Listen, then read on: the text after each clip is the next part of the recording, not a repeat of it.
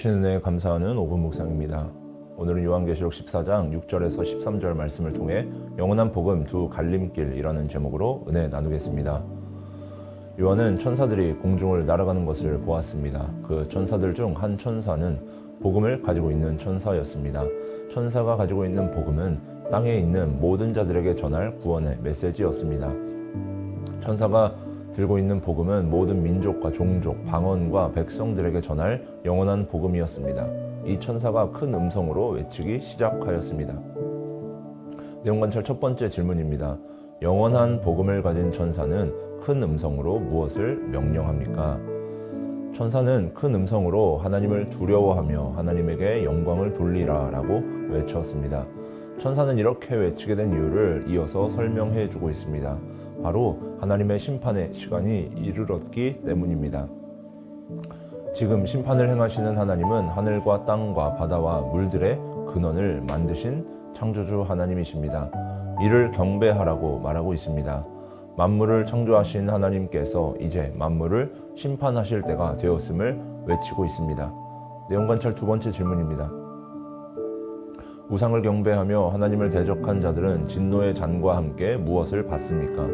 우상을 경배하고 이마에나 손에 표를 받게 되면 하나님의 진노의 포도주를 마시게 됩니다. 이에 그치지 않고 우상 숭배자들, 하나님을 대적한 자들은 거룩한 천사들과 어린 양 앞에서 불과 유황으로 고난을 받게 될 것입니다. 결국에는 우상 숭배자들, 하나님을 경외하지 않는 모든 자들은 심판을 면한 자들 앞에서 심판의 고난을 받게 됩니다. 연구와 묵상입니다. 영원한 복음 안에 하나님의 심판이 함께 선포되는 이유는 무엇입니까? 믿는 자들을 위하여 복음과 심판은 함께 선포됩니다. 더 정확히 말하면 믿는 자들의 구원을 위해서입니다. 믿는 자들의 영혼 구원은 하나님의 사랑으로부터 시작됩니다. 복음 없이 앞으로 이루어질 하나님의 심판에 관한 선포만 이루어진다면 모든 사람들은 두려움에 떨게 됩니다. 심판을 피할 수 있는 길도 없는 채로 두려움에 떨면서 하나님의 심판을 기다리게 됩니다. 그러나 영원한 복음을 심판과 함께 선포하심으로써 믿는 자들은 두려워하지 않게 됩니다. 지금 붙들고 있는 믿음을 끝까지 지킬 수 있게 합니다. 이 땅에 있는 모든 자는 하나님의 심판을 피할 수 없지만 믿음을 지키는 자들은 영원한 심판을 받지 않고 영원한 구원에 이르게 된다는 것을 믿고 견디게 됩니다. 또한 이 땅에 속한 자들, 곧 우상 숭배자들, 하나님을 경외하지 않는 자들, 믿는 자들을 조롱하고 핍박하는 사람들에게 구원의 길을 열어주게 됩니다. 하나님의 심판이 이르기 전에 회개하고 주께로 돌이키게 합니다. 영원한 복음을 믿음으로써 영원한 구원을 약속받게 됩니다. 느낀 점입니다. 하나님의 심판이 담긴 복음이 경각심을 주는 동시에 사랑의 경고임을 보며 무엇을 느낍니까? 이 땅에 만물을 지으신 하나님께서 심판을 하시는 이유 또한 영혼을 향한 하나님의 사랑이라는 것을 느끼게 됩니다. 인간을 포함해서 하나님께서 직접 지으신 모든 만물을 향하여 심판하시는 것이 마냥 쉽지는 않을 것입니다. 우리도 우리가 만든 작품이나 물건들을 쉽게 버리지 못합니다. 우리가 직접 만들지 않았다 하더라도 그 물건에 귀한 추억이 담겨져 있다면 쉽게 버리지 못합니다. 그런데 하나님께서는 오로지 영혼들을 구원하시기 위해서 온 세상 만물을 심판하십니다.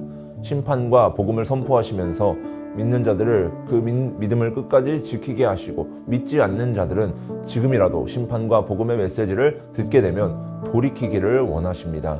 이는 믿는 자와 믿지 않는 자 모두 사랑하시는 하나님이시기 때문입니다.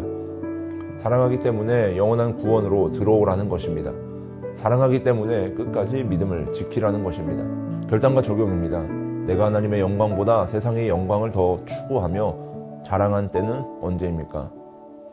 복음의 경고를 기억하며 하나님을 경외하는 삶으로 회복되기 위해 오늘 무엇을 실천하겠습니까? 결국에 우리가 이 땅에서 할 일은 창조주 하나님, 심판주 하나님을 기억하는 것입니다. 그분의 말씀을 따르는 것입니다. 주신 말씀에 순종하여 다가올 심판을 믿음으로 준비하는 것입니다.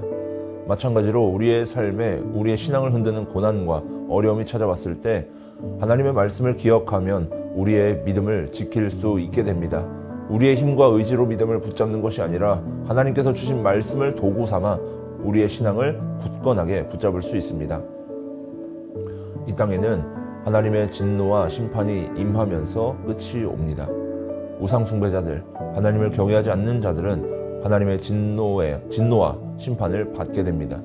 그러나 끝까지 하나님의 계명과 예수에 대한 믿음을 가진 자는 구원을 약속받게 됩니다. 하나님께서 주신 계명을 지키고 우리의 구원자 되시는 예수님을 믿는 믿음을 지키는 것이 성도의 인내입니다. 하나님의 진노와 심판을 피하고 견디는 것은 성도의 인내밖에 없습니다.